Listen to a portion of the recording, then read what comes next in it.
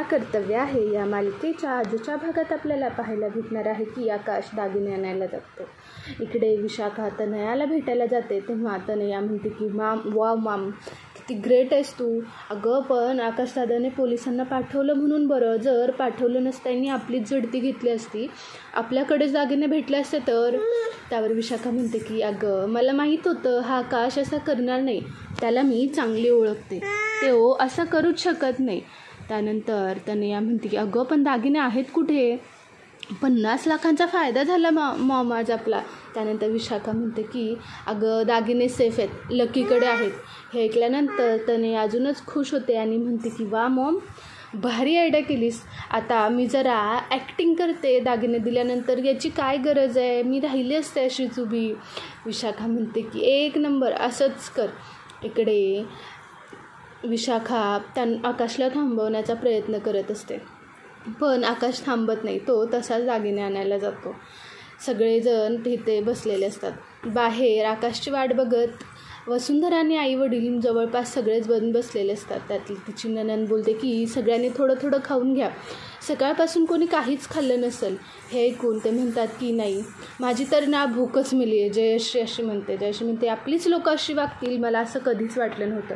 विशाखा म्हणते की अगं पण आता कोणावर संशय घेणार, सगळे आपलेच आहे. जयश्री म्हणते की हो, सगळे आपलेच आहेत ना, आणि आपलेच असे करतात आहे म्हणून मला सगळ्यात जास्त राग आला आहे. तेवढ्यात आकाश पळत जाऊन दुसरे दागिने घेऊन येतो आणि हातात देतो. हे ऐकल्यानंतर म्हणतात अरे याची काय गरज आहे. त्यानंतर आकाश म्हणतो की हे दागिने जवळपास 50 लाखांचेच आहेत, हे तुम्ही तिला घाला, आत्ता मुहूर्त टळायला नको. जर नाही आवडले तनयाला दागिने तर मी दुसरे घेऊन त्याच किमतीचे दागिने आणेन. विशाखा थँक्यू बोलते आणि ती तिथून दागिने घेऊन तनयाला घालायला जाते. तनया आरशासमोर बसलेली असते, एक एक करून तिला सगळे दागिने घालते. आकाश आपल्या रूममध्ये फ्रेश व्हायला जातो, वसुंधरा त्याच्या मागे मागे जाते. वसुंधराला खूप वाईट वाटत असतं, ती एक एक करून सगळे दागिने काढते आणि रुमाला धुवून लावते. बाहेर आकाश फ्रेश होऊन आल्यानंतर सगळे दागिने तिच्या पायाशी ठेवते आणि बोलते की हे बघा, माझ्याकडे जे काही आहे तेवढंच आहे, 50 लाखांचा ऐवज नाही आहे, त्याच्यापेक्षा निम्माही नाही आहे, पण जे काही आहे ते आहे, तुम्ही हे सगळं विकून टाका, तेवढीच पैशांची सोय होईल. त्यानंतर आकाश म्हणतो की वसुंधरा, तू हे सगळं करून मान्य करत आहेस का की तू चोरी केली आहेस. मला माहीत आहे की तू चोरी करूच शकत नाहीस, माझा तुझ्यावर पूर्ण विश्वास आहे.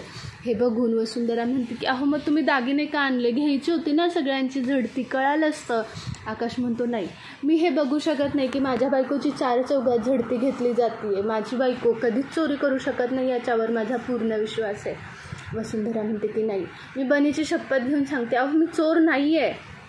आकाश म्हणतो की बरं ठीक आहे, मग हे दागिने ठेवलेस मंगळसूत्र. वसुंधरा म्हणते नाही, मी मंगळसूत्र ठेवू शकत नाही, हा एकच दागिना असा आहे की जो मी माझ्या जीवापेक्षा जास्त जपते. आकाश म्हणतो की मग ठीक आहे, तू तुझे दागिने विकतेस ना. वसुंधरा हो ठीक आहे, तुम्ही घेऊन जावा असं म्हणते. तेव्हा आकाश म्हणतो की हे बघा वसुंधरा, माझं तुमचं कितीही पटत नसलं, मान्य आहे मी तुमच्याशी भांडण केलं, पण मी माझ्या बायकोला बिना दागिन्यांचं बघू शकत नाही. हे दागिने तुमचे आहेत, तुम्ही हे दागिने घालूनच खाली यायचे, मी माझ्या बायकोला असं नाही ठेवू शकत. असं म्हणून वसुंधराला तो मेकअपच्या टेबलवर बसवतो आणि एक एक करून सगळे दागिने घालतो. सगळे दागिने घातल्यानंतर वसुंधराला खूप छान वाटतं आणि ती आकाशला मिठी मारते आणि त्या दोघांचं भांडण मिटतं. तयार झाल्यानंतर विशाखा तनयाला खाली आणते.